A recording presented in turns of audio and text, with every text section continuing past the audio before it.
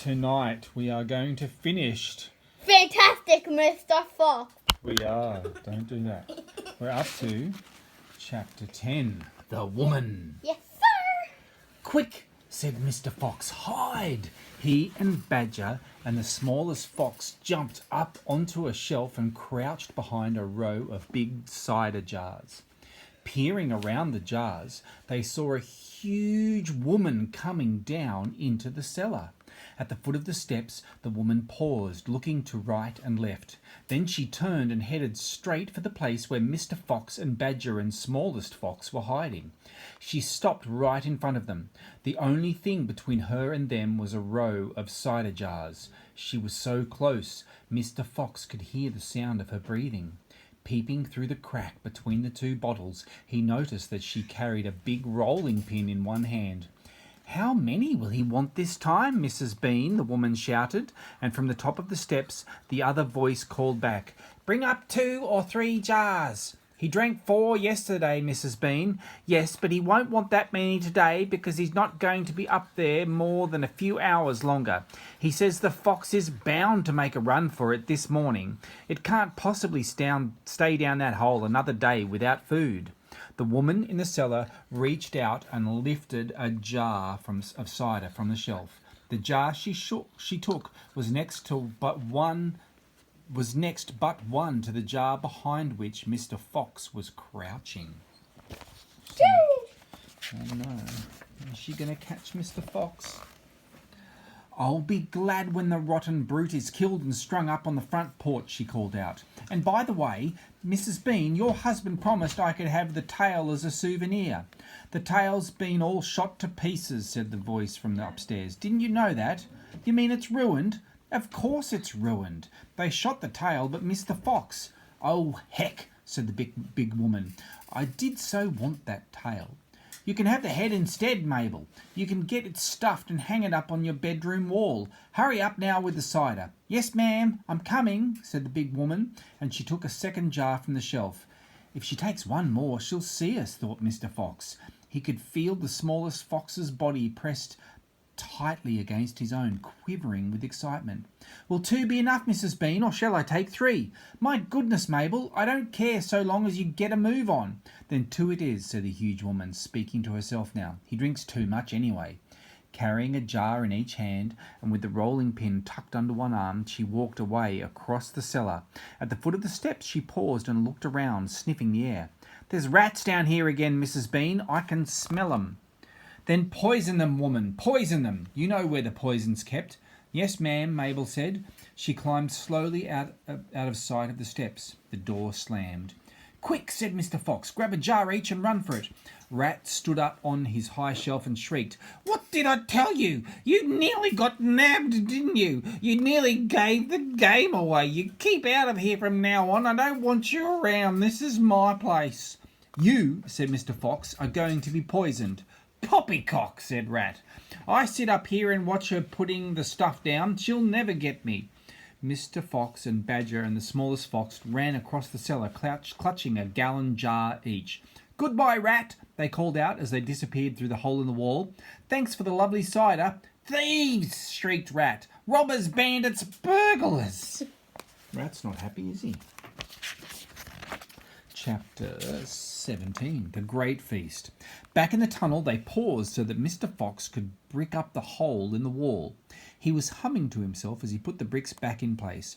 "I can still taste the glorious cider," he said. "What an impudent fellow Rat is." He has bad manners," Badger said. "All rats have bad manners. I never met a polite rat yet." "And he drinks too much," said Mr. Fox, putting the last brick in place. "There we are. Now, home to the feast."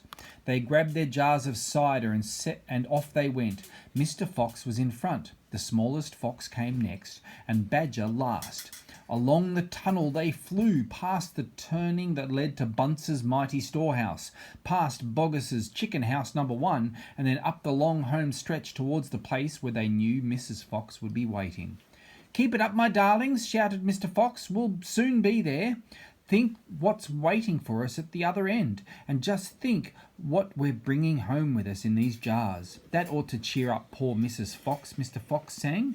Mr. Fox sang a little song as he ran.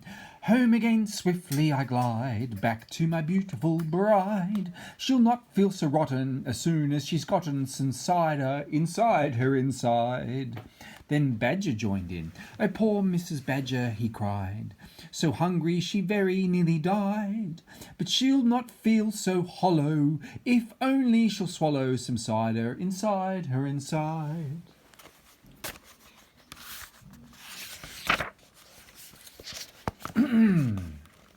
They were still singing as they rounded the final corner and burst in upon the most wonderful and amazing sight any of them had ever seen. The feast was just beginning. A large dining room had been hollowed out of the earth, and in the middle of it, seated around a huge table, were no less than 29 animals. They were Mrs. Fox and 3 small foxes, Mrs. Badger and 3 small badgers, Mole and Mrs. Mole and 4 small moles, Rabbit and Mrs. Rabbit and 5 small rabbits, Weasel and Mrs. Weasel and 6 small weasels. The table was covered with chickens and ducks and geese and hams and bacon, and everyone was tucking into their lovely food. My darling, cried Mrs. Fox, jumping up and hugging Mr. Fox. We couldn't wait. Please forgive us. Then she hugged the smallest fox of all, and Mrs. Badger hugged Badger, and everyone hugged everyone else. Amid shouts of joy, the great jars of cider were placed upon the table, and Mr. Fox and Badger and the smallest fox sat down with the others. You must remember, no one had eaten for several days. They were ravenous, so for a while there was no conversation at all. There was only the sound of crunching and chewing as the animals attacked their succulent food. At last Badger stood up. He raised his glass of cider and called out, "A toast! I want you all to stand and drink a toast to our dear friend who has saved our lives this day, Mr. Fox." "To Mr. Fox," they all shouted, standing up and raising their glasses. "To Mr. Fox, long may he live." Then Mrs. Fox got shyly to her feet and said, "I don't want to make a speech. I just want to say one thing, and it is this. My husband is a fantastic fox." Everyone clapped and cheered. Then Mr. Fox himself stood up. "This delicious meal," he began. Then he stopped. In the silence that followed, he let fly a tremendous belch. There was laughter and more clapping. "This delicious meal, my friends," he went on, "is by courtesy of Messieurs Bogus, Bunce and Bean." More cheering and laughter. "And I hope you have enjoyed it as much as I have." He let fly another colossal belch. A belch is a burp. "Better out than in," said Badger. "Thank you," said Mr. Fox, grinning hugely. "But now, my friends, let us be serious. Let us think of tomorrow and the next day and the days after that. If we go out, we will be killed, right?" "Right," they shouted. "We'll be shot before we've gone a yard," said Badger. "Exactly," said Mr. Fox. "But who wants to go out anyway? Let me ask you that. We are all diggers, every one of us. We hate the outside. The outside is full of enemies. We only go out because we have to get food for our families. But now, my friends, we have an entirely new setup. We have a safe tunnel leading to 3 of the finest stores in the world." "We do indeed," said Badger. "I've seen 'em." "And you know what this means," said Mr. Fox. "It means that none of us need ever go out in the open again." There was a buzz of excitement around the table. "I therefore invite you all," Mr. Fox went on, "to stay here with me forever." "Forever!" they cried. "My goodness, how marvellous!" And Rabbit said to Mrs. Rabbit, "My dear, just think, we're never going to be shot at again in our lives." What is going to happen? "We will make," said Mr. Fox, "a little underground village with streets and houses on each side, separate houses for badgers and moles and rabbits and weasels and foxes.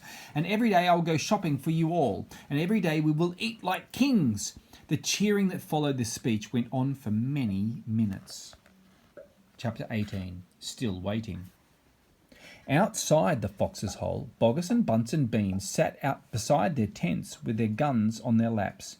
It was beginning to rain. Water was trickling down the necks of the 3 men and into their shoes.